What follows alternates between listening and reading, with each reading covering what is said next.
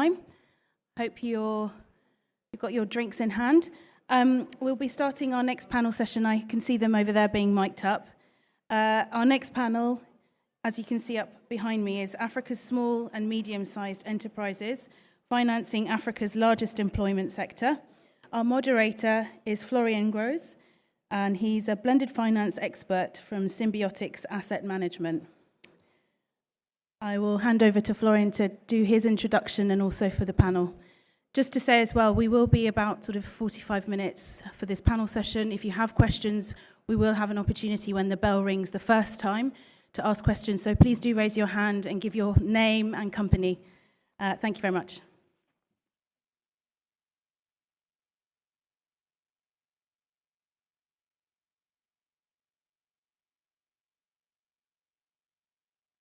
I think they're switching it on. Hello? Okay, right in the middle, huh? This is not really. Ladies and gentlemen, I'd like to start this session. Can you hear me already? Is the microphone on or not yet? Do you hear me?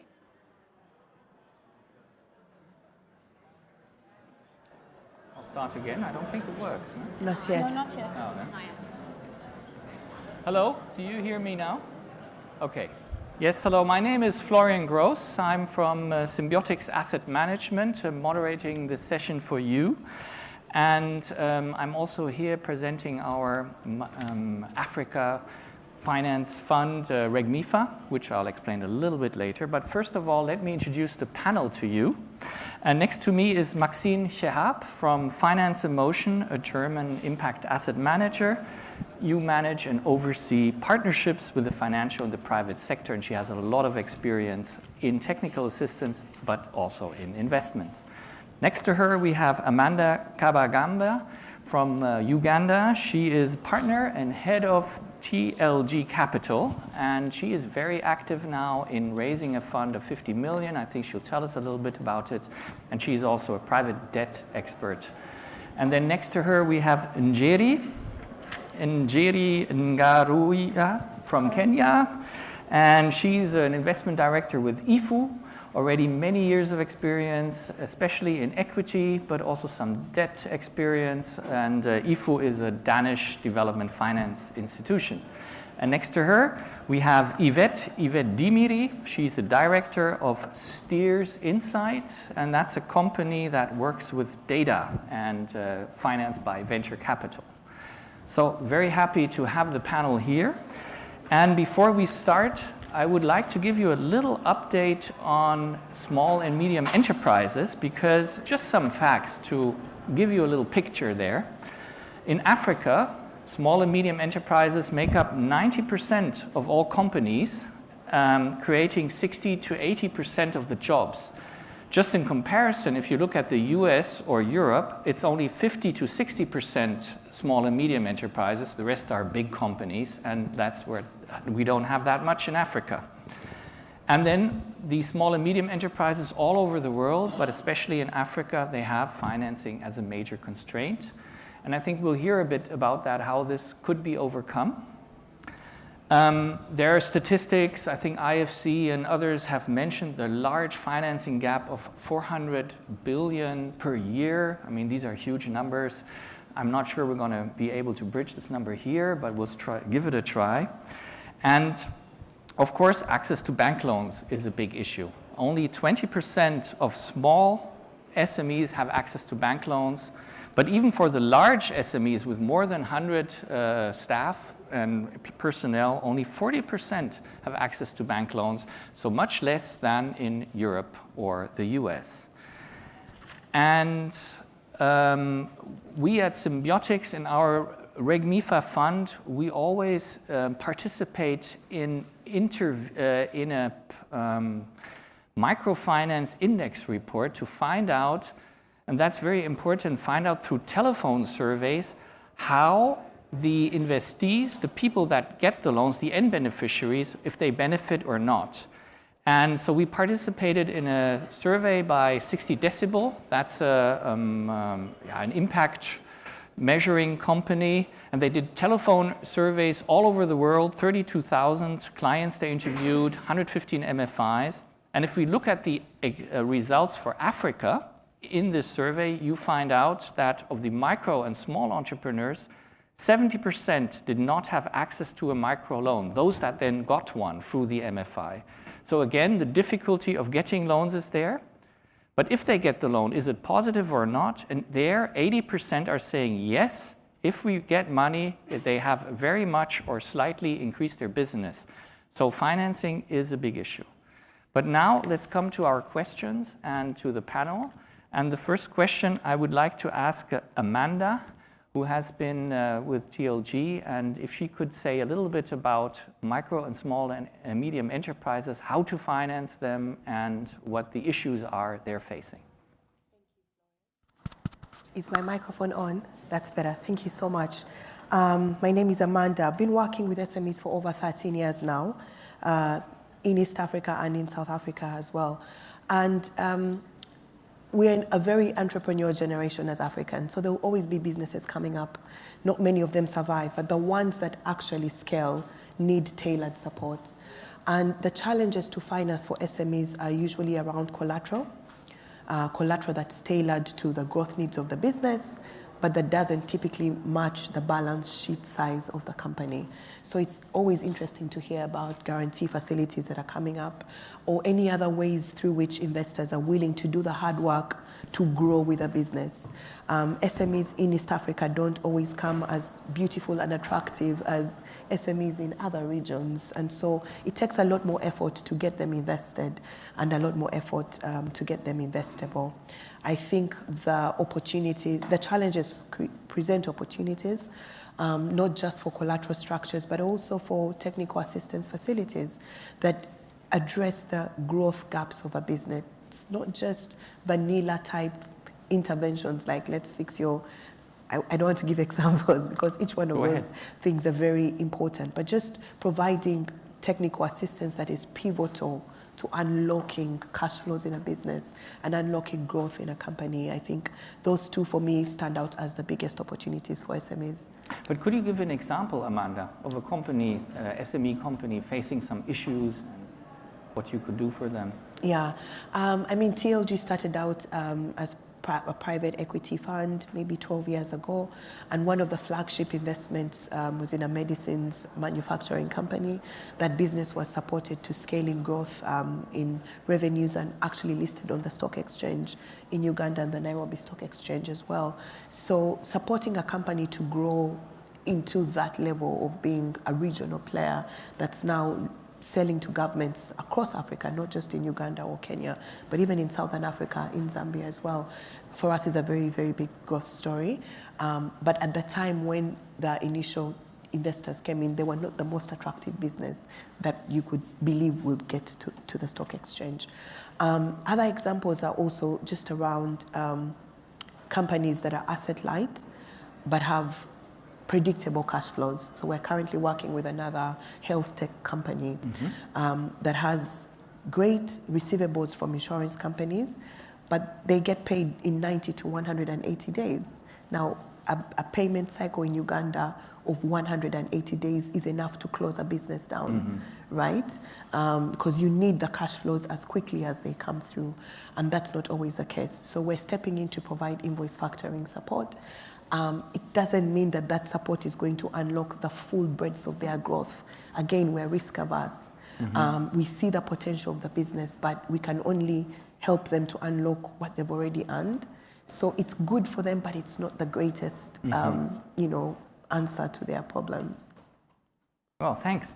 And Maxine, to ask you, you're also working especially with agriculture, and governments are putting now more emphasis on agriculture, pushing the financial sector to provide more loans to agriculture, but there are lots of challenges.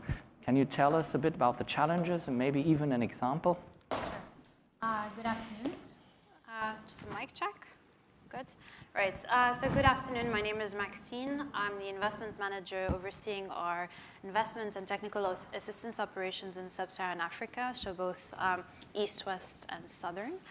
Part of our work over the past year, as you correctly pointed out, Florian, has been really focused on agriculture and working with financial intermediaries and the real sector, so businesses themselves, to promote that sector in order to respond to the need to substitute imports, expensive imports coming from abroad, but also to encourage some of the value addition that we see in Africa, particularly when it comes to processing and so on and so forth. The way we do it is we typically follow a bottom-up approach. So before engaging, let's say, with a financial entity, be it a bank or a microfinance institution, or before working directly with a corporate to alleviate some of the challenges also that Amanda has spoken about, you have to understand each and every value chain. You have to understand what are the issues there.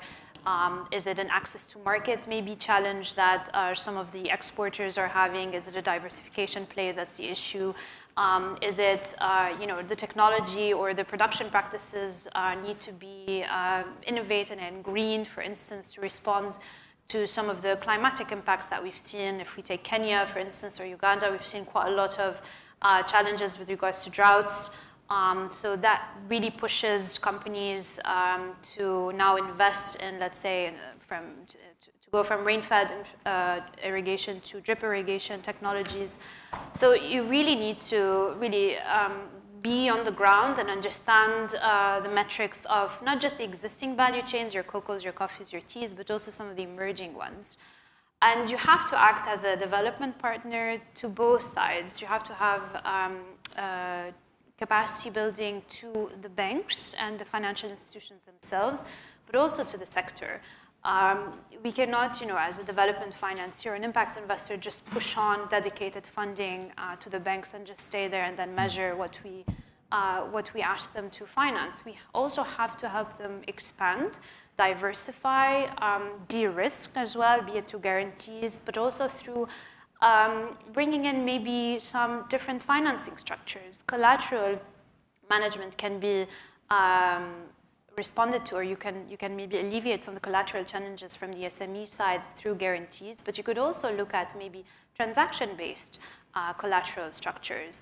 And you can structure, for instance, something that we've done with one of our partners in Ghana, you can structure maybe tripartite agreements where you're starting to support the banks to work their way down the value chain in order to capture some of that essence and then have some natural value chain-centric guarantee mechanisms in there. But that really requires boots on the ground and proximity to the field. And it also requires capacity building at the SME level. There's a reason why there has been some sort of hesitance in terms of financing. Partly it's risk aversion, but also partly the SMEs sometimes also need some support.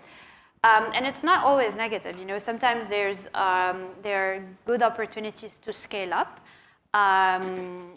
If we look at some of the regional trade opportunities within the agri space, they're massive. If you take Kenya, for instance, just to put it into an example, if you take Kenya and Ghana, for example, if you look at mango, they have together 6 months of production with only 1 month of overlap.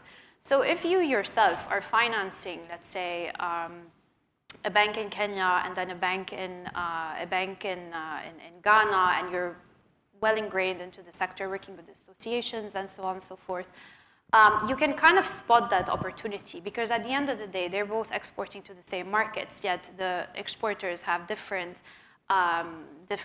price, different kind of interest rates, different everything. So why don't we bring those together, and then there's a consistent and constant supply to the Western market, for instance, when it comes to mango export. And that's something that we've been actively doing with our partners in Kenya and Ghana. You see also quite a lot of opportunities, for instance, coming out of Tanzania. We're working with one of our partner banks there on coconut. And when we brought up coconut to them, they didn't know that actually Tanzania is the second largest producer of coconut in Africa. And there's massive opportunities to finance there, but we as impact investors and development-oriented entities have to have a tailored approach to be able to support our financial entities to grow and expand and diversify, and also support their borrowers and their clients as well. Maxine, one follow-up question is, would you have an example for either a tripartite agreement or what you do to promote coconut exports from two countries? How would that work? I don't fully get it yet. So maybe staying on my mango example, just as a natural transition, there's quite a lot of trade fairs happening, and that happened already in Berlin and in Italy. There's some coming up in the US and so on, where there's quite a lot of demand, not just for the fruit itself, but for puree, for the mango concentrate, for instance. We also know that there's quite a lot of demand for mango seeds. But this is something, for instance, that our partner bank in Ghana is not aware of. So we then, as Finance in Motion, brought these two players together, whereby we've supported 30 producers and processors from Ghana to come together with another set of 30 producers and processors, bringing in also the associations, because they're quite important. Together, sitting together, going through the farm, seeing also what are the sustainability standards, because that's quite important when you're exporting abroad. Can we also help maybe with the certification? So we brought them together, we kind of tried to see what the synergies are, and then that then ended up as actual partnerships that then the banks could finance. And then they together had then they had one voice basically towards the exporter in the West. And then we also supported them and sponsored them to go to these regional trade fairs, and also supported the banks to go there so that they can also understand from the other side what is it that is demanded from these. And so in this case, we're not talking maybe about collateral issue, but we're talking about an expansion issue. Okay, thanks. A very fascinating example. Coming to Njeri, and Njeri from IFU, very active now with guarantees, as I hear. And I think guarantees is something that is lacking. There's finance, and then we already heard about the risk aspect of banks and funds looking at that, and I also know that personally. So how do guarantees work? Or, go ahead. Okay, so maybe taking a step back and looking at the challenges now that have been stated in terms of the SMEs and access to finance, and how guarantees will play a role there. When we consider what SMEs face challenges, there are several. Number one is access to collateral, and collateral that is acceptable to the financial institutions. And sometimes you see situations where they'll ask for 1.5 to 3 times the amount that. That's number one. Number two is the lack of information that the financial institutions have.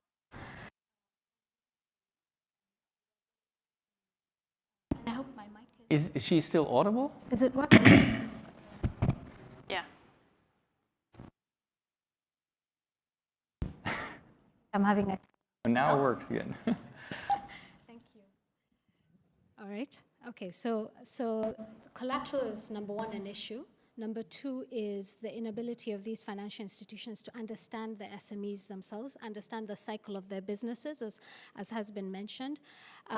Number three, because of this lack of understanding, then comes in the perceived risk that these financial institutions have, and how that will impact their own bottom line when it comes to adequate provisioning, what's required in terms of to ensure that they can provide this credit to the SMEs.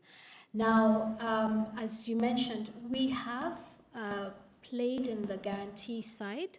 We have an investment in a guarantee company called Africa Guarantee Fund that was specifically created to address this issue of access to finance for the SMEs. Now we know that as you mentioned, the SME pool is a very significant pool within any economy across the world, but it requires dedication and quite a bit of data to understand them.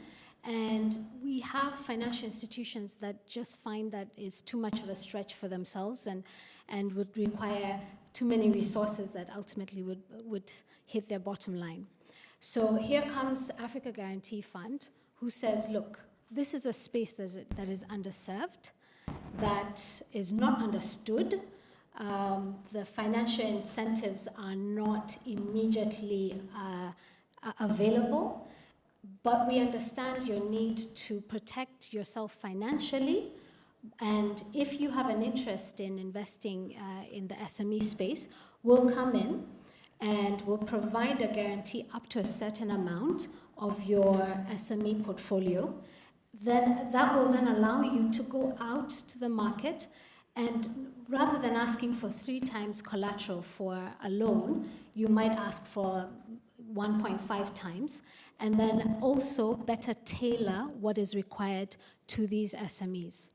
Now, we've also seen AGF be a little bit more tailored in certain aspects. So they have a window for women, because we also understand that women tend to be even more excluded. And in such a situation, they'll provide even an additional cover of at least up to 75% of any losses that are realized in the SME space. Now, what has come out of this is that we've actually seen the performance of the portfolio that AGF covers is actually a very well-performing portfolio. And this is across sub-Saharan Africa, which then informs us that the SME space is not as risky as always deemed. It just requires better understanding, especially of the business cycles that vary across the different sectors in that space. We as IFO also have our own guarantee line as well, which we launched last year as a pilot guarantee. We provide this to large corporates and also financial institutions, still with a focus of ensuring there's access to credit also on the SME side as well. Thank you. One follow-up question there would be, if you're a bank or a microfinance institution coming to the AGF to get a guarantee, you pay for the guarantee and so on. So how does it work in the case of a default? I mean, how does the payout, because that's really the crucial question for the FI, how does the payout system work? Yeah. So let's put the guarantee on the side. A financial institution would have its own process as to how to handle a default or a potential default. So they'll go through the process of assessing it, and let's say if it comes to the point where it's a confirmed non-performing asset, at that point is when it would go to, like any insurance, it would come to AGF. AGF, after a period of, I think it's 15 to 30 days, assesses the underlying asset and pays out 50% of the 50% that it will cover. Now, how this assists the financial institutions is, they have to follow the Basel rules when it comes to provisioning, but with this guarantee, rather than provisioning up to a certain percentage, they are able to provision a shorter amount, which then, of course, affects their bottom line, because ultimately it comes down to that, and this is the only way that they would play into that space. Okay, thanks. Yvette, coming to you. From now, Yvette is not from a financial institution, but from a data provider, and that's why, and gathering a lot of data, I guess. So very interesting to hear from you. What opportunities are you seeing when it comes to financing SMEs? Maybe the challenges as well, and then the opportunities. Thank you so much. Is the mic working? I think so. Okay, great. So, like Florian mentioned, I work for Stears. We're a data and insights provider, primarily focusing on macro data and also industry data and insights. So when we look at the opportunity for financing in SMEs, we look at it in terms of just looking at the lens of productivity. So in a country like Nigeria, for example, where 96% of the companies in the country are SMEs, and they account for something like 49% of the country's economy. If you look at the inverse of that, it means that the other sort of 4% account for 50%, giant 50%. So when we look at that, we see opportunity just in terms of asking the question, how can we enhance the productivity of these SMEs and get them to sort of achieve the goals that they've set out for themselves as well. Collateral has been spoken about much on the panel. when we look at B2B, when we look at SMEs, how they address the problem of collateral themselves, if they can't access formal institutions that make those demands, they're accessing it through informal channels, oftentimes through their suppliers rather, so friends and family. So we see that activity, and we say someone finds this SME creditworthy. So we then say, okay, how can we use data to sort of pull these people into sort of more formal definition of creditworthy? Filed a model primarily focused on consumer lending, where we use machine learning to understand, okay, how do we, one, understand the variables that contribute to the market opportunity, and then to the market size in the first place, and then how can we then forecast that to help people understand the market opportunity. We're doing the same thing for SME lending, and the kind of underlying facts or things we have with our customers is that in Africa, macro determines everything. Everything sort of depends on macro. And it's because of that, it's one of the few places where you can see immediate shifts in sort of market size and market activity. We think the same thing is possible in the business lending space. If you think about in Nigeria again, where sort of payment activity or digital payment activity was just spiraled because of the use of USSD, we think we use sort of our models to understand and shift that way. Yeah, sorry, I tried. In that way, the same sort of insights are possible with data. And so we sort of welcome those conversations about how to use data to sort of inform the opportunity in the SME lending space. Mm-hmm. Thank you. And could you give us an example of who your clients are? So who are those companies that pay for your services? Yeah, of course. So our customers primarily are investors or operators, so people making sort of investment decisions in Africa. In terms of, interestingly, in sort of Ghana and Nigeria, customers there do a lot of SME lending themselves, and their reliance on us is really on that macro data. So we provide sort of forward-looking forecasts for inflation, for foreign exchange, and sort of these things that, in Africa, the swings can be quite volatile, and being able to see around the corner, see what pretty crucial to these operations. Okay, thank you.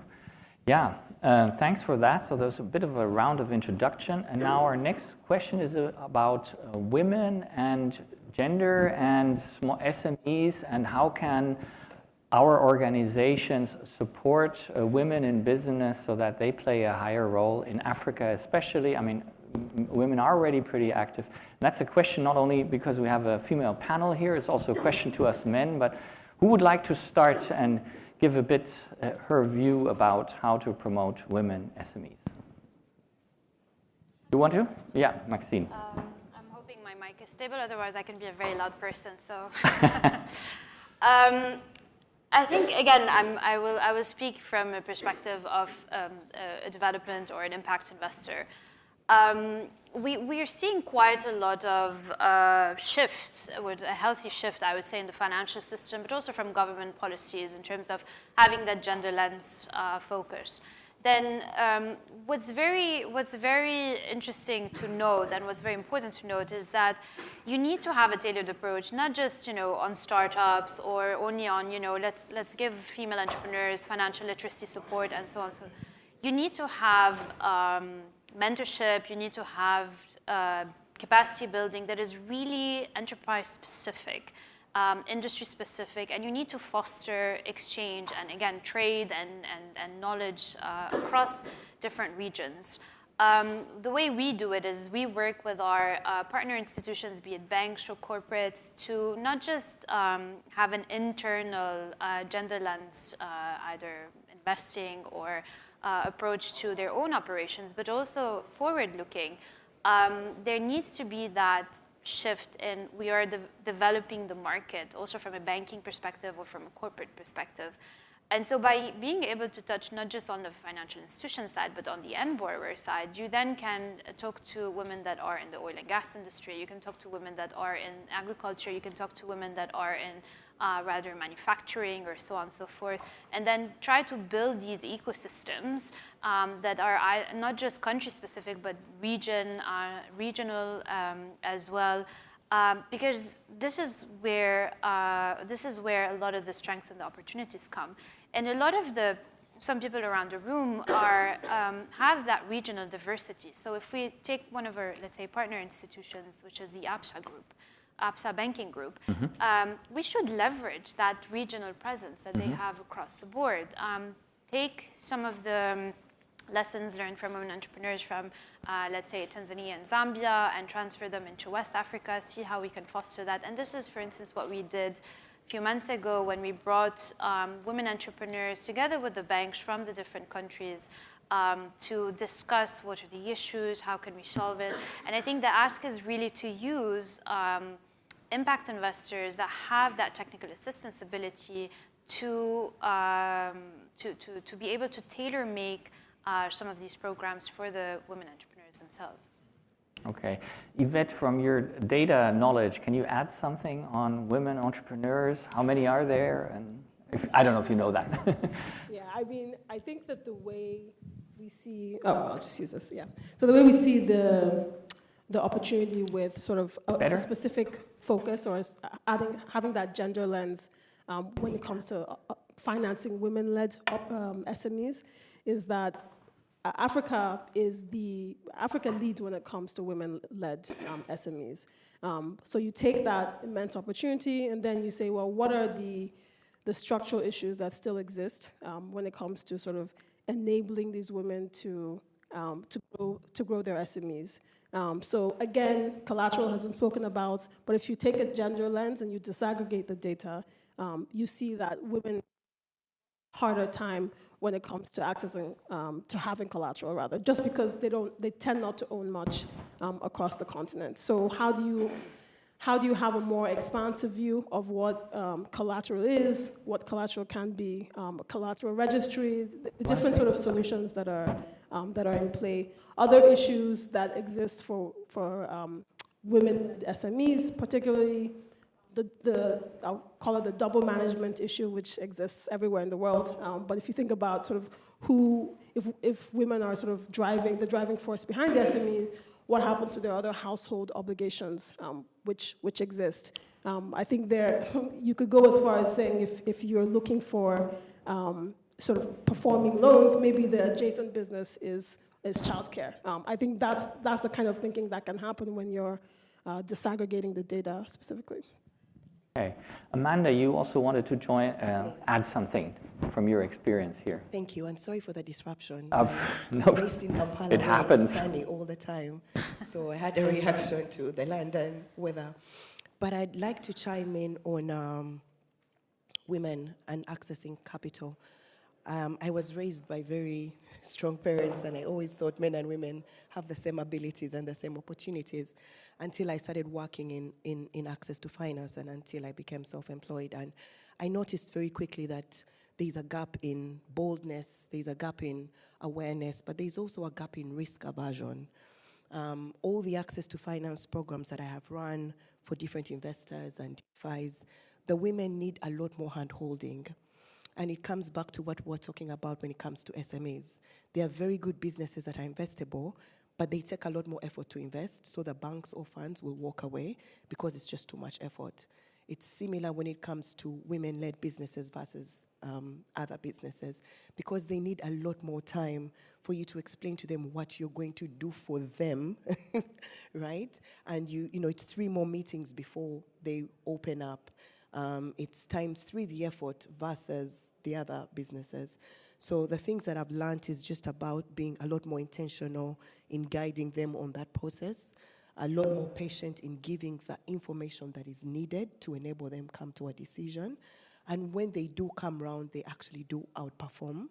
And many times their businesses are more impactful, but they sell themselves less. Mm-hmm. I can go on and on with examples on that where, you go to another kind of business and they've told you a glorious story.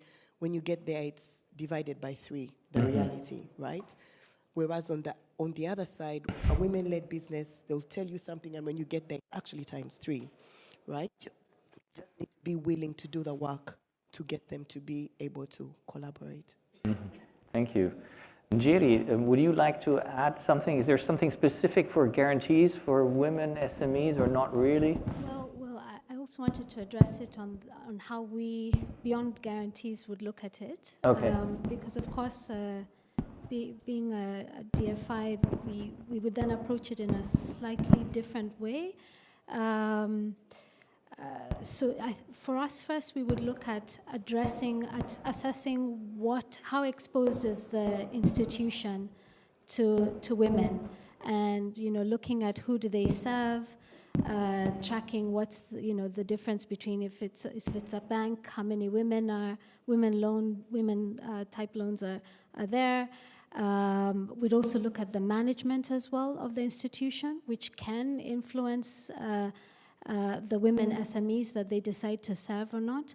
And then also tailor that, look at, if there's a way that we can support them from a technical perspective to help them to go more into providing the loans to the women, whether it's a case of trying to understand the SMEs that they want to work with.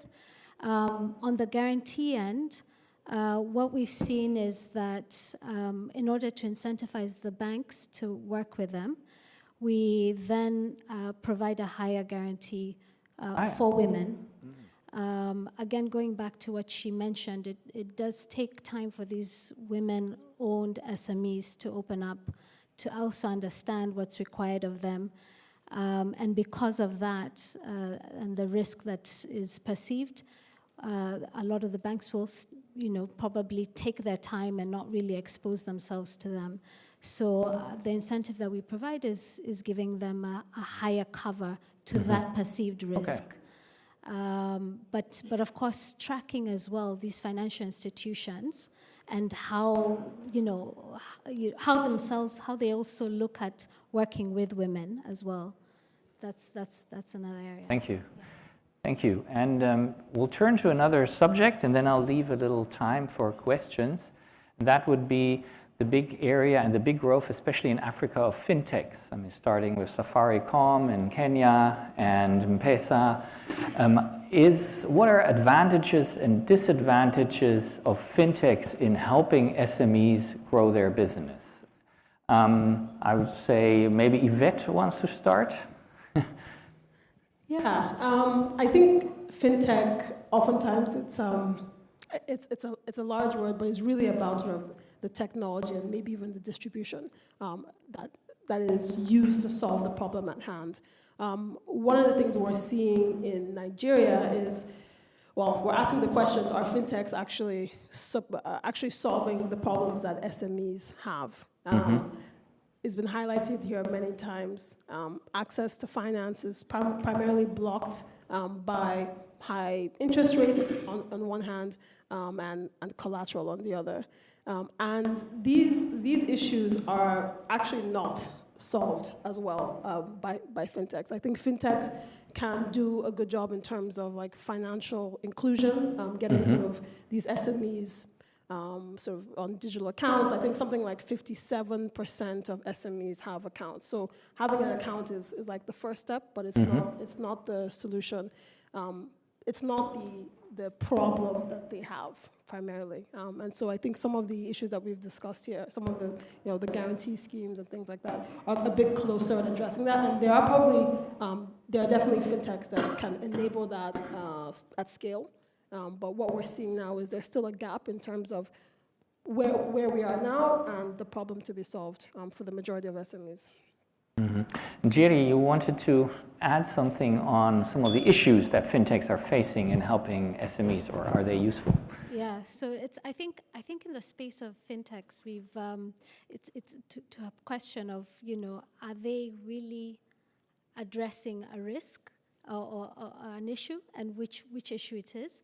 And I decided to list down the space of fintech, right, and the players that are out there.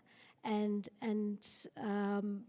the different areas that they could be trying to assist on. So when we look at fintech, you've got things like payment infrastructure, you've got banking and lending tech, you've got insure tech, and then in payment and infrastructure, you've got processing and acquiring, you've got POSs, gateway, online, mobile payments, money transfer.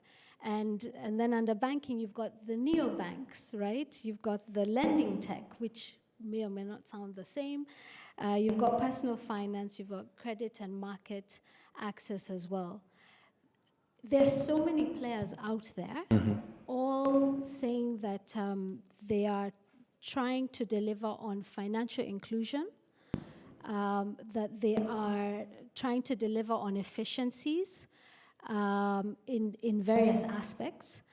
And at least for us as an investor, we are trying to figure out how many players out there are really delivering on what they say they are delivering on, and also how many out there are going to be able to survive the market, even as it continues to change from a digital perspective.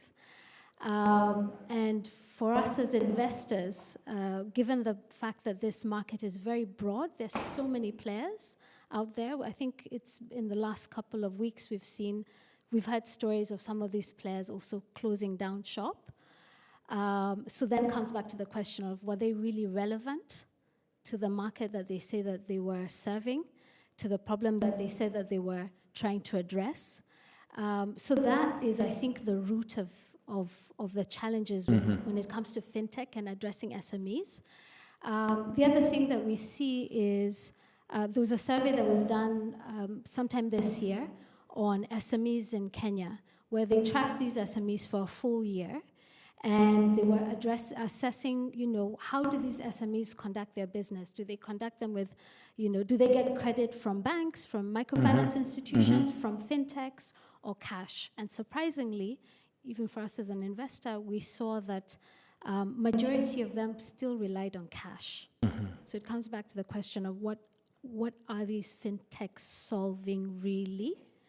And the reason for cash was? Cost of transaction, right? So, and these are the SMEs that they're trying to address, right? Now, we know that not all fintechs can be a solution to everyone. Sure. But it really comes down to just trying to understand where should they be playing a role, and are they doing it as efficiently and as well as they say that they are? Yeah. So I think that for us would be the key challenge in that space. Do you have one of you have a burning point on fintechs? Yeah, I think the multiplicity of fintechs, like you've laid out, Njeri, quite well, shows you the gap. Else they wouldn't be mushrooming every day, right? There are gaps in each one of those areas that you've mentioned, and I think the more investors address those gaps, then the more there will be consolidation within the solutions that exist. But there's two more things that we need to highlight. One is that these fintechs are also SMEs themselves, or micro businesses themselves. So they need the same support that we're trying to give to manufacturing or to any other business line, right? And then finally, when it comes to fintech, we need to be aware of the markets. Kenya is very cashless, whereas Uganda is still very much a cash-based economy.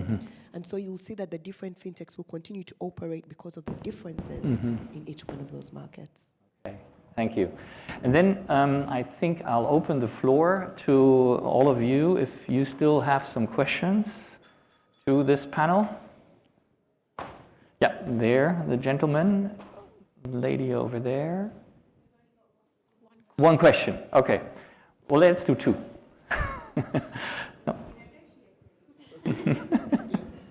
Please, a short question. Yeah, my question is to Njeri. You provide guarantees from financial providers, finance providers, on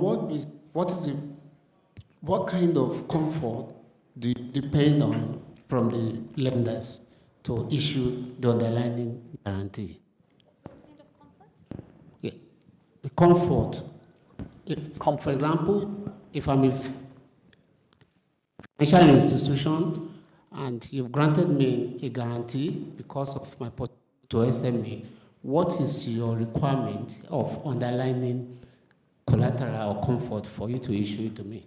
Okay, so we'd first look at what your portfolio looks like today. What percentage of your portfolio, your loan book, is SMEs? And we would also dig into who are these SMEs from a sector perspective. We would also look at, and when I say we, now I'm talking about also ourselves, IFU, and also our partner organization, AGF. We would also assess your credit process, because ultimately we have to first look at it from a financial perspective. What's your credit process? How do you assess these SMEs? How is your book performing? Your PI, your NPL as well? Where are the challenges that you have, your pain points? We also assess your pain points from a capacity perspective, because maybe you might require some technical assistance to beef up your internal processes. And then we will then look at your pipeline, your SME pipeline for the future. And based on that, determine what do you really require.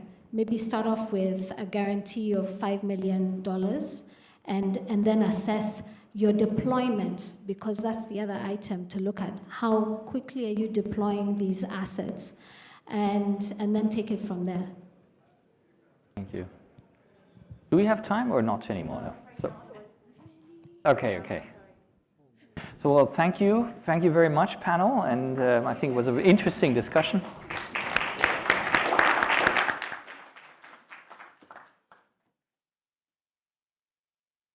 Thank you very much, panel. Sorry to be that person, but I'm keen that we do have time for our next panel, and we are going to break for lunch at 1:15, so you can see we don't have an awful lot of time. Thank you very much again. Our next panel, our final panel, will be moderated by Jacqueline Onyango, a CFA and Senior Investment Officer at Blue Orchid Finance Limited. Jacqueline brings a wealth of experience to the table, having previously served as the CIO at African Alliance, a prominent Pan-African asset manager. Blue Orchid Impact Fund Managers, where Jacqueline currently works, manages the Regional Education Finance Fund for Africa. The primary goal for REFA is to enhance access to affordable education for lower-income households in Africa and improve overall quality of education through financing products. If you wouldn't mind taking conversations outside, thank you. Very lastly, given Jacqueline's deep commitment to education on the continent and her expertise in measuring impact on its financial implications, we are eagerly looking forward to hearing her insights. During the panel discussion, she is the moderator on measuring the impact of investment in education. So if you'd like to take your seats, and if the panelists have their lapel mics on, we'd like to welcome you to the stage now, please.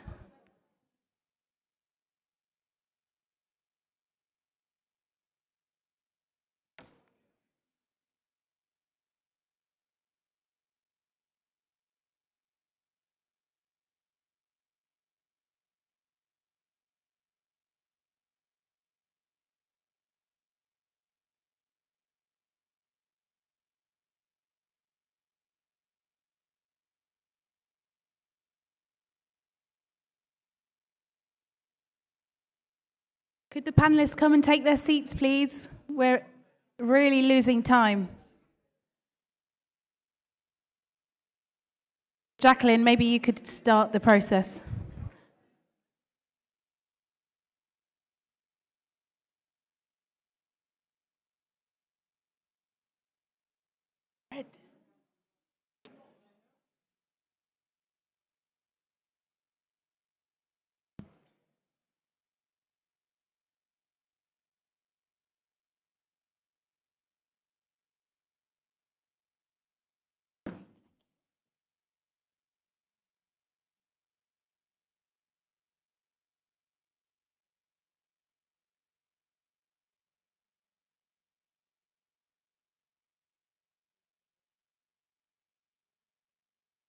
No, you should have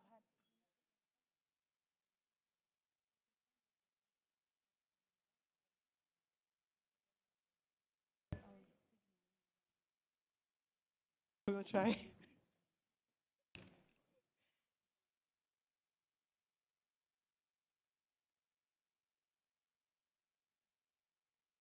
Okay. All right. Good afternoon. Okay, so thank you for that.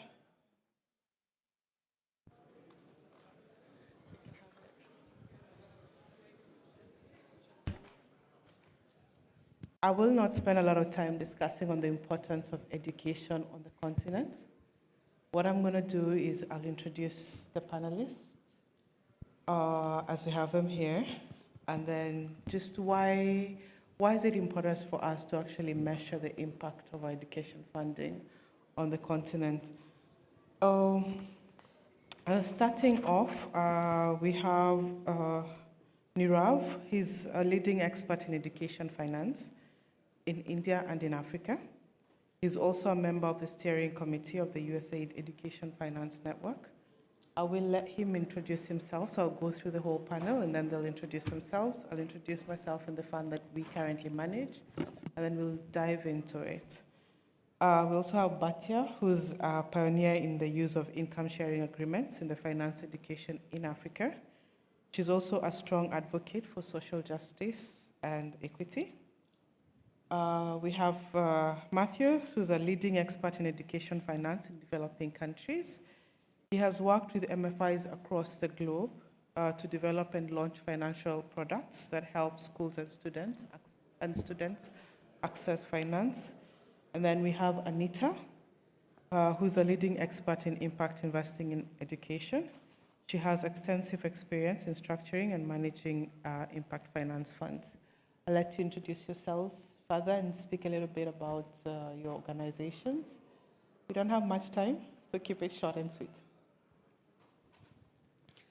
Hi, I'm Neerav Kambati, managing partner at Kaizen West. The reason we exist is because we believe that a lot of private capital is needed in the education sector. We started life as private equity investors out of South and Southeast Asia, and for the past 3 years, we've been operating in sub-Saharan Africa with offices now in Joburg and Kigali. Hi, everyone. Thanks for waiting before you go for lunch. I'm Batya. I'm the co-founder and CEO of Chanson International. And the reason we exist is because only 9% of young African youth have access to education that leads to earning, and we need to move the needle closer to the global average of 38%.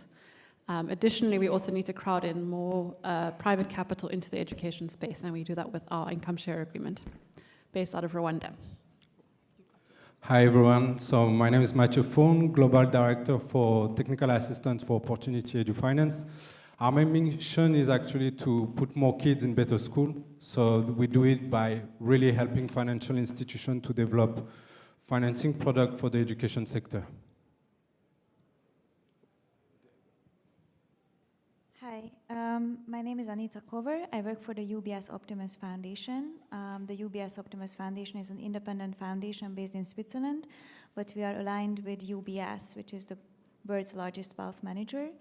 UBS Optimus Foundation, we work in themes across education, health, and climate. And we have about $300 million worth of programs and investments under management into about 300 companies and nonprofits. One of our key focus areas is blended finance. Given our proximity to UBS, we see the potential of the whole capital stack, and that's where we have a key focus today. Okay, all right. According to UNESCO, basically Africa requires roughly 97 billion USD annually just to meet the its SDG program targets. For this to actually work, then accountability is going to have to come to the table. And that's why we're here to discuss why we need to measure this impact.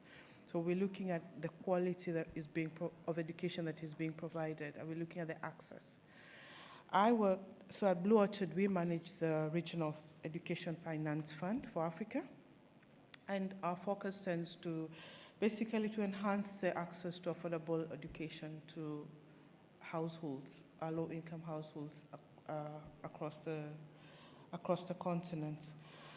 Here, after this, based on the short introductions, we can jump straight into the questions.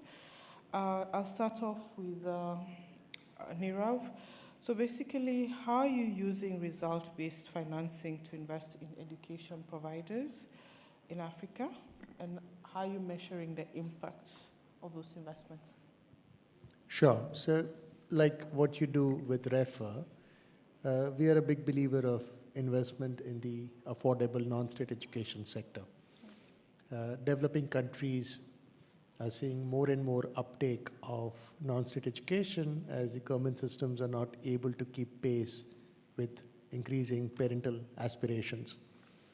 So what we do is, first of all, mobilize private capital, which then can be provided to these education entrepreneurs, usually ex-teachers, who have very little capital of their own, have no access practically to the existing financial inclusion channels, and give them these small loans using which they can start a school, an early childhood center, a vocational education center, and then keep building from there.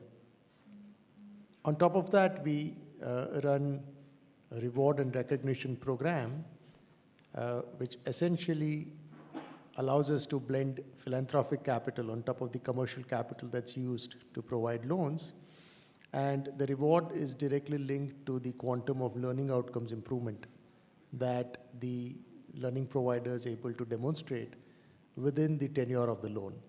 So we use philanthropic capital to do measurements, evaluation, and also to give the financial rewards. From our perspective, therefore, impact gets measured on two fronts. One is the quantum of capital that we're able to pass on to the affordable non-state education sector. Okay. And the second is the quantum of learning outcomes improvement that these providers, borrowers, are able to demonstrate within the tenure of the loan. Okay, all right.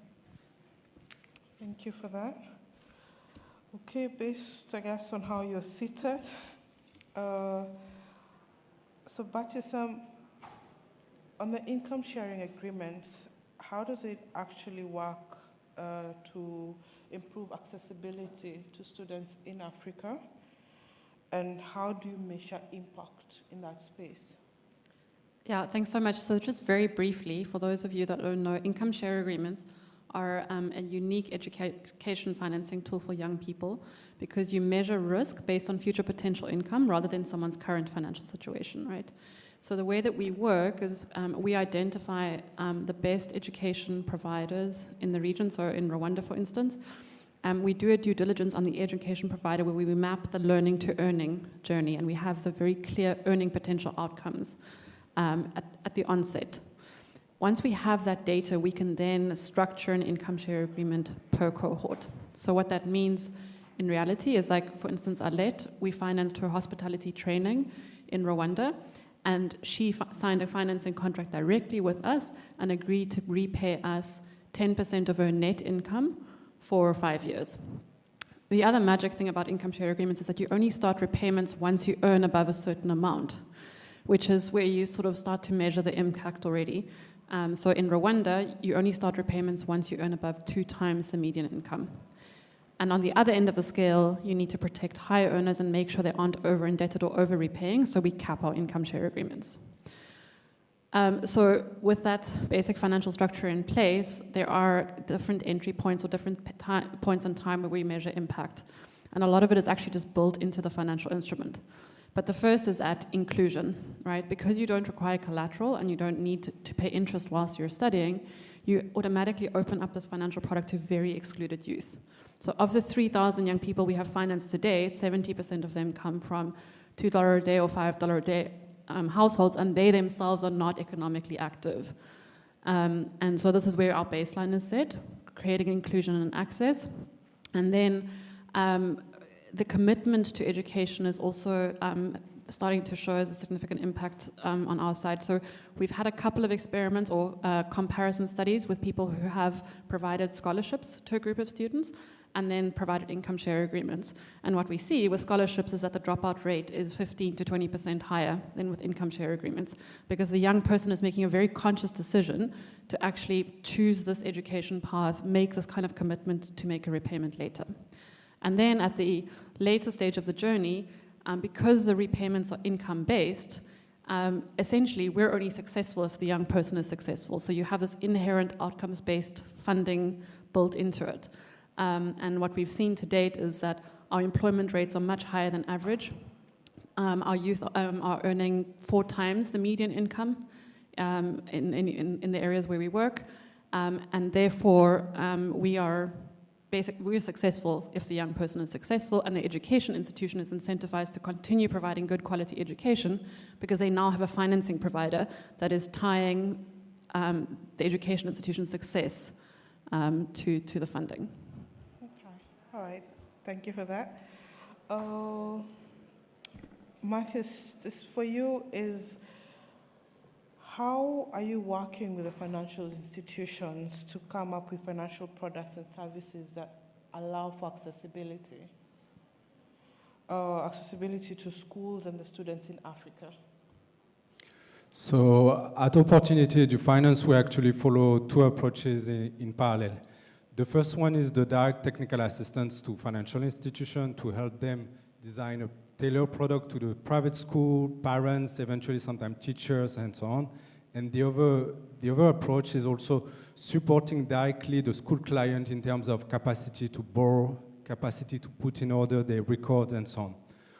On the first aspect with financial institutions, what we're trying to emphasize as well beyond the technical assistance is the change of mindset. Most of financial institutions, as we speak, see the education sector as very risky, not profitable. And what we're trying to change there is the vision of the education sector to see it as an opportunity. We do it also through market research, capacity building as well, where we're trying to connect them also with the client for both school and financial institutions to speak the same language. On one side, sometimes you're going to have schools saying, no, the interest rate is too high, they're asking too much. On the FI side, they just don't want to hear about school because they don't have any records and so on. So we need to bridge this gap in terms of communication between both sectors. The other thing that we obviously do in technical assistance, we're really trying to understand the current exposure of financial institutions. Most of them actually already lending to the school, but through like a typical or generic SME product. And as you can see, the school has like different cash flow. It's termly sometimes, depending on the context. They don't have the same type of collateral that SME. And in case of education, you're not going to try to take the school as a collateral. So you need to figure out what will be the alternative collateral that you can put in place, but also how can you align as well the product, repayment product based on the cash flow. What we do as well is that on the school side, we're trying to focus is how can we help them build better record in terms of financial, but also for them to try to start having this entrepreneurial business mindset. Most of the school, when they start the business, they're just teachers, passionate about what they do, and they are not here to make money. But in the long term, they need to adopt this mindset in order to be sustainable. And this is what we're trying to change as well there. Okay, all right. Thank you for that. And then Anita, how does the UBS Optimum Foundation invest in education in Africa? And how are you measuring the impact of your investment? Thank you for that question. So the UBS Optimus Foundation has a focus in education, which is focused on foundational years first. So that's early childhood development. And then we have a focus on transitions. So transitioning from primary to secondary, transitioning from secondary to tertiary, and then from tertiary education, transitioning into gainful employment. And we focus on transitions because that's where, we lose a lot of students. And then in terms of how we invest, for us, investment, in our investments, impact is our number one investment criteria. So impact is at the center of everything that we do. And we started out investing in this sector through outcomes contracts, so very similar structures as the ones Nirav described, where basically you have your financial rewards, your financial return tied to impact. And today we invest in outcomes contracts in education, in West Africa, in Ghana and Sierra Leone. We have investments through the SDG Outcomes Fund, which is a fund, a blended finance fund that we structured that is dedicated to investing into outcomes contracts. Most of these outcomes contracts come with very rigorous evaluation. This third-party evaluation, oftentimes it's randomized controlled trials. They are quite onerous of process. So as we went more into investing into ventures, we started working a lot through impact loans. These are impact-linked financing mechanisms where the interest rate is tied to impact. We normally sit down with the executive management of the companies we are going to support and define those 3 or 4 metrics that are really key for the impact mission of the company that they probably are already measuring. And every 6 months or every year, depending on the interest payment period, we reset the interest rate. So higher the impact, lower the interest rate. And then finally, we are very intentional with the use of financing instruments in order for us to be able to sustain the impact of the companies we support. So to give you an example, we invested in an education company called Rising Academies. They work in West Africa. They run low-fee private schools, but they also work in public schools, so through public-private partnerships. They also have developed remote learning programs that can be also used low-tech environments, like through radio, which proved to be very important during COVID. And we invested in them at the time that they were not obviously investable through a convertible grant or a safe, simple agreement for future equity. And after COVID, when they were ready to raise a financing round, then we converted at a preferential rate. So I think in terms of impact, there is this question of how do I support a company intentionally in their growth and in the development of their business model towards impact. And the last thing I would want to say is that at the UBS Optimus Foundation, we have a very clear focus on impact transparency, and more today than ever. We feel the need to be able to communicate transparently about the impact of our portfolio, set benchmarks, set metrics, because we think that it's a major hurdle for investors to come into this space to be able to understand the impact, and who, if not us, are the ones to work on this. Okay. All right. Thank you very much for that. All right. Okay. So kindly give us a few of the key insights. The key insights of how you've been measuring impact. I know you touched a little bit on this, and some of the challenges and opportunities that you've been seeing in that space. We can do that for the 3, and then I'll go back to Anita. Sure. You want me to start? Yes, you can start. Yeah, so impact measurement in education can be straightforward, but can also be complex depending on what stage you're addressing. So for example, if you're looking at, let's say, secondary pass results, then there are government exams which allow you to understand what's the level of impact in terms of betterment for students that's been created. But if you're looking at, let's say, early childhood development, then you have to assess one child at a time. Each assessment can be as long as 45 minutes. I think from our perspective, some of the lessons that we've learned are that try and use as much of available data as possible. So if a reputed agency, for example, has already undertaken some kind of a baseline assessment, let that be your starting point, instead of you having to do baseline assessment all over again. Second, I would say that try and use standardized tools. When we went to South Africa, South African government uses this framework called ELOM, Early Learning Outcomes Measurement. Now, There are other tools like IDELA, which are better known internationally, but for some reason, South Africa uses ELOM, and it's a fabulous tool. So everything that we do in South Africa is around ELOM. Now, what that also does is it sort of adds to the database of the nation. And therefore, other studies can use the assessments that we've undertaken because it is with ELOM.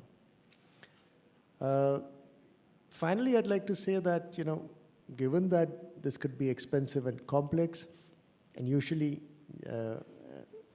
there's not enough budget available for these evaluations, one needs to be a bit of smart and thrifty around this. So one example, like I said, is if there are government exams that are available, or for example, in some cases, in case of vocational education, if there is employment data that's readily available, then use that instead of undertaking another assessment. And don't try to boil the ocean. I mean, be very particular about what is the outcome that you want to change, and very tightly structure your assessment around that, such that you control the other variables as much as you can. But then, there will always be some level of contamination if you're not very focused on what is it that you're trying to measure. Okay, thank you. So, Shansen, it's a very, very long-term strategy, right? We're actually moving towards proving a new asset class. There are no long-term sustainable student finance solutions that can really crowd in enough private capital on the continent. And for this long-term strategy, we need data. And out of this data, the key underlying aspect of this is impact. So the impact metric we care the most about is how much someone's income increases over their lifetime. And then and there are obviously a whole set of metrics that lead up to that, but because of the model or the nature of our financial instrument, we're collecting this data anyway, right? So to get financing, we know where you come from, we know what kind of household, we know what your parents do, etc., or what school you went to, if you have health insurance or not, etc. We know how you're doing at school, how you're progressing, and then when you enter into your career, our graduates, give us copies of their employment contracts, or we have access to third-party social security records where we can verify their income, etc. So we're really lucky in that sense because it's just built into our business model. I think the impact the question we're asking ourselves now is so these are a lot of them are outcomes, but what is the big impact here? And there are a couple of anecdotal things that we're starting to see that we want to measure more accurately, and this is the impact on education institutions, right? Because now they're being held accountable. Okay, so what happens if, for instance, someone didn't pass our due diligence, an education provider, because they weren't tracing their graduates, they didn't know where they were. And so they came back to us a year later and said, okay, we've now started tracing our graduates, can we have a conversation, right? So this kind of impact is something that we're going to be looking at some more. And also, what does the group look like that we haven't financed? We can only serve about 30% of the demand, so our applications team has a really hard time processing a lot of applications, and then we can only finance a select few. What happens to those that we didn't finance? And are we truly providing a return on investment for the young person in comparison to the other group? So that's where we're going to be spending a lot of our impact and monitoring and evaluation. All right, thank you. All right. So from our side as Opportunity Edu Finance, we're trying to distinguish the financial institution from the school side or education sector. If we look again at two separation, output and outcome, in terms of financial institution, what we're trying to track is obviously the loan disbursement, access to capital from school, parents, teacher, loan amount, and so on. There's still challenges because some of the data that we require from the financial institution are not always into the core banking system. So we always need to put incentive in place, making sure that all these data requirements are also implemented at the product design phase and so on. That's on the output side. On the outcome side, what we're trying more and more is trying to understand how this loan have been used, especially from the school side. How did they use this loan? Where did they invest it? And what was the impact on their school? At the end of the day, what we're trying to achieve is also increasing learning outcome. But this really depends on so many different factors that we need to separate sometimes, like what are the basic requirements for a child to learn today, and versus what are the teacher technique and content that they deliver. On the basic requirements, sometimes it's just, you see like children like walking 5 kilometers to get to the school, already tired when they arrive in class, or sometimes they're hungry, and a child who is hungry is not going to learn.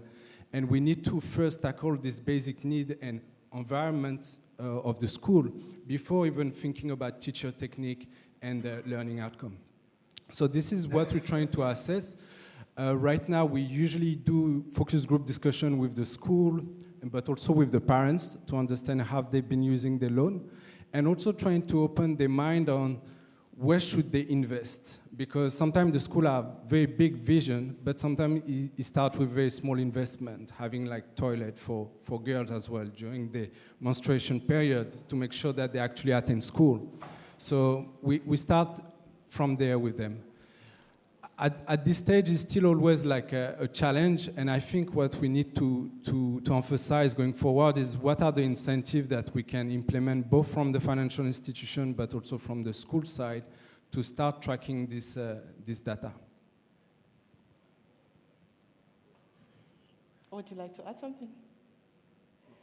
I was going to ask a question, but until we've run out of time, we need to go into Q&A session.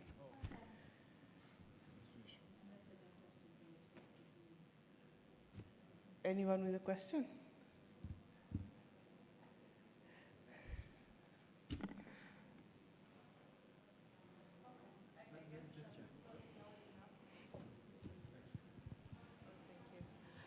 All right, so my question would be to Chanson. I'm just curious to find out investors' appetite for such a long-term funding strategy with all the associated risks and unemployment rates across the continent. Where is the investor getting the confidence to sort of, I don't want to call it bet, on this young person's future that they will land a job that, or a business that will be able for them to pay back? Great question. So the fact of the matter is there is no good labor market data. We don't really know who's getting employed, why they're getting employed, which is why our due diligence process starts with the education provider and looking at their graduates or alumni to understand how close they are to the private sector. So we can sort of reduce the level of risk by doing this very stringent due diligence process, right?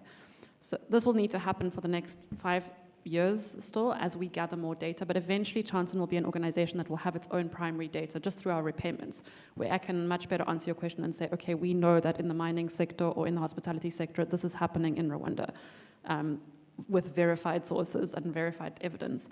So the way that we currently de-risk this is through a blended finance approach.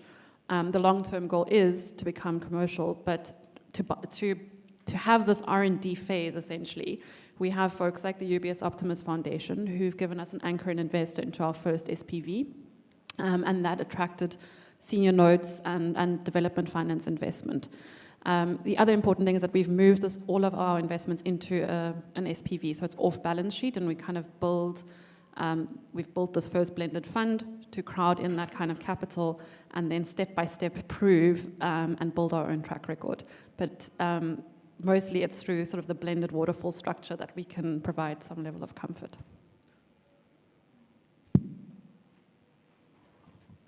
Yes, sir. Yes, could you speak to any work you're doing in the area of vocational training?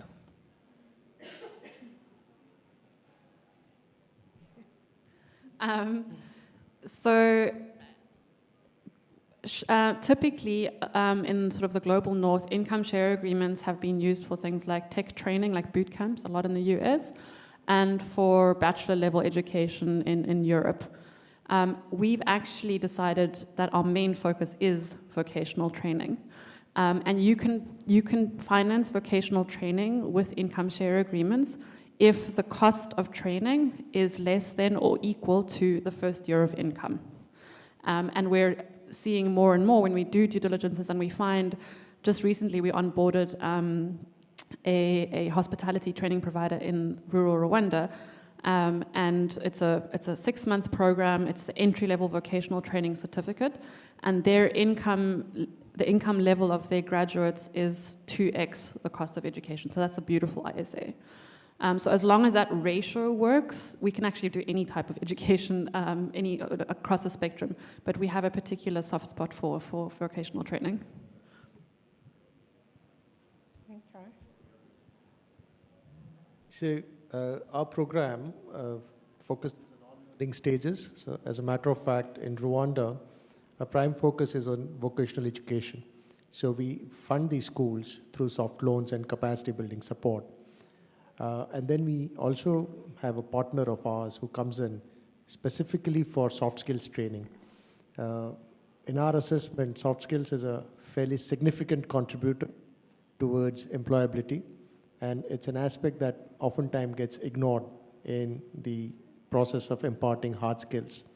So we have a framework through which we undertake an initial assessment of the vocational education provider and suggest areas for improvement, connect them with other entities who could provide them the support that they need, and then fund them through loans in the intermediate period till they get to the point that they are supposed to be. We also launched, now it's been like 1 year, also an initiative in Uganda where we wanted really trying to support the vocational training center sector. And here what we were looking at is trying to really support the trainee as a mentorship and so on, but also bring the financial institution into the picture in terms of lending to access this training, but also post-training, how can they access also startup capital loan in the case on entrepreneur, which I see that is the majority of cases, and also what are the soft skills, like we were saying, that they need to also access the job market afterwards.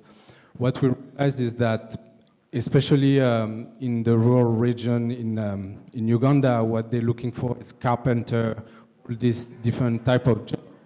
They're more looking at becoming entrepreneur and looking for startup capital loan at the end of this training. So as financial institution, when you finance a startup, there's a huge risk and need to really consider a guarantee to be able to pilot this type of project, which we did. You also need to be very hands-on on any business plan and modeling that you do also on the business to just make sure that the project is feasible and realistic.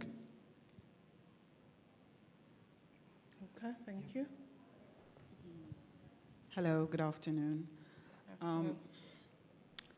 My name is Sutura Bello, and I work for the Nigerian government.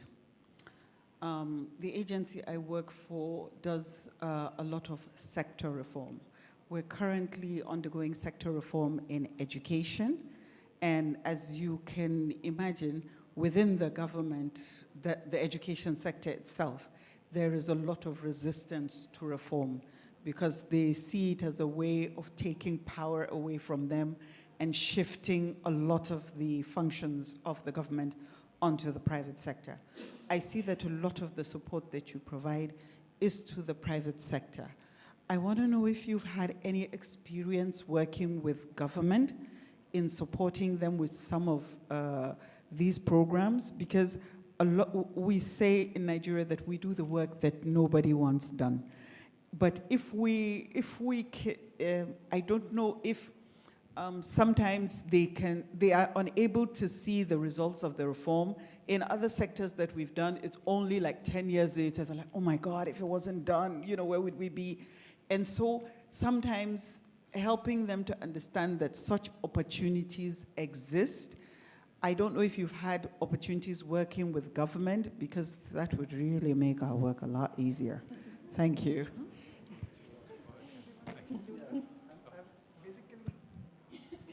I'm going to just get started, hand over to the person far more qualified, which is Anita, because it's contributions from UBS that's made it possible.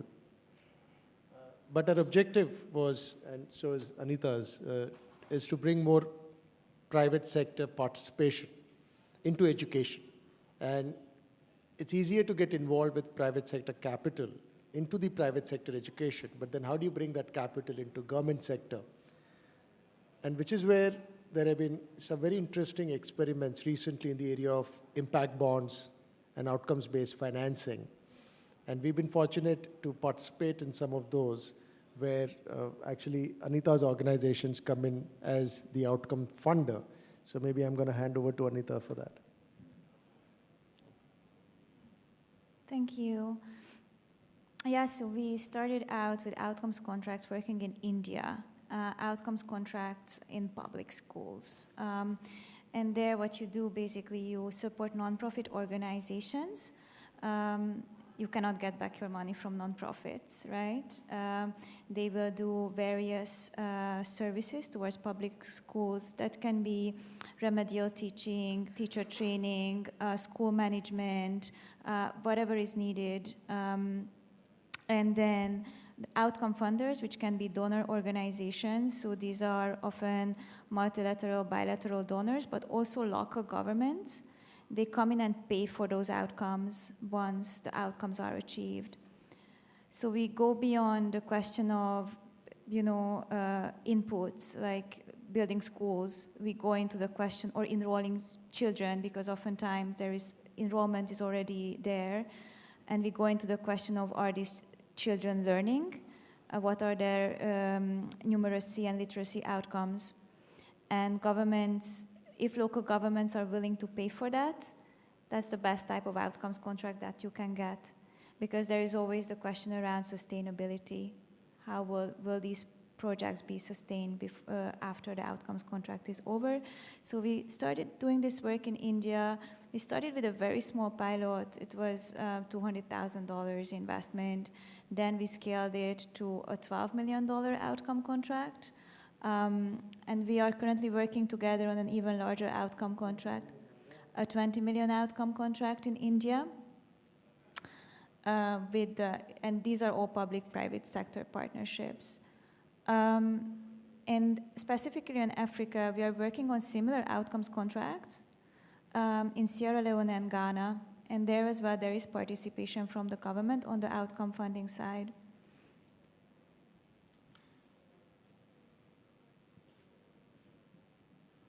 Yes, so we have about 2-3 minutes left, if anyone. Hi, my name is Hilu Bura from Tanzania, and I'm with GFP International, and we are working to improve trade skills within East Africa, specifically coded welding. And I think, Nirvan, you had mentioned something about the demand for specific training, and when we look at the demographics and you see the large numbers of youth with unemployed, basically what we're looking to do is work with the ministries of education to now upgrade the vocational facilities. Unfortunately, in East Africa, we do not have any one entity, any vocational school that is well equipped with a welding academy with equipment where we can bring in an internationally recognized certifier to conduct the certification in East Africa. My question to any of you, you've mentioned about funding for students individually, but in our case, building capacity, we need an actual academy, welding academy, a center of excellence. Is that something that any of you are also looking into within East Africa? So actually, that's our primary focus, to give capital and capacity building to institutions. And what Bhatya mentioned is that they've come up with this very innovative way of then funding students to join these institutions so that they're able to afford the fees and then pay them later once their income starts. So we actually work in a very complementary manner because we allow the institutions to get started. And then through Bhatya's support, these institutions are able to enroll more students and therefore are financially viable and able to repay these loans that they've taken so that then these loans can be recycled and given to the next institution. Would you like to add? Well, I think you've said it all. We will. We're done. All right, guys, thank you. Thank you. Thank you.